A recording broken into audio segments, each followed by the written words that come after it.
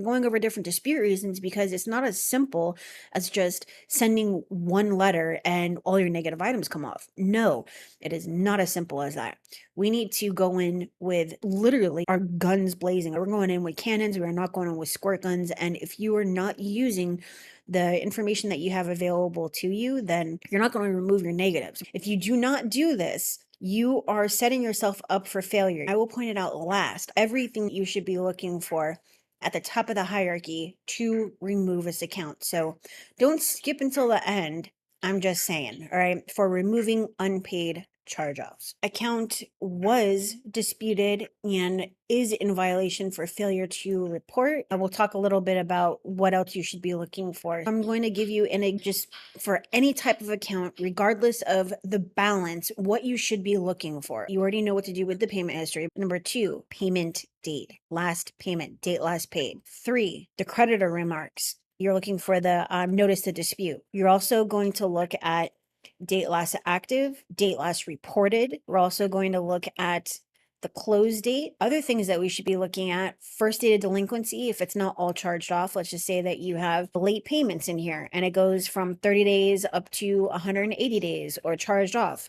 You have that first date of delinquency. Okay, let's just say September shows 30 days and February shows charged off. You can use that first delinquency date and state high balance has to be higher than or equal to the balance. Look at the account status. Account status on a charged off account should be closed. It can state that it's open if the account is not charged off. So if it's just late, it can say open. If you have one of them saying open while the other two stay closed, that means that the account is actually closed and the account that reports open is invalid. Monthly payment. There should be no monthly payment on a closed account. If the account was not closed yet, it can report a monthly payment. You should look at is the creditor remarks to see if the account was transferred or sold to a collection agency. If there's a balance and it says transferred, that's a violation. Only the company on your credit report that owns the account, if you have the original creditor and a collector, that means that the collector should be reporting the balance if there is a balance. This company should no longer report that balance. Date last active kind of follows the same rules as date last paid. So if it shows 2020, 22, 2019, that makes absolutely no sense. We already talked about date last reported, date open, balance owed. If this had 3 different amounts, that would be a blatant violation. Account rating, never dispute that. Account description, never dispute that. Dispute status, you can, but that's what we have the comment section for. Creditor type, that's at the bottom of the hierarchy, don't bother. Account status, we just talked about. Payment status, I wouldn't really do anything with that. Payment amount, that's the monthly payment.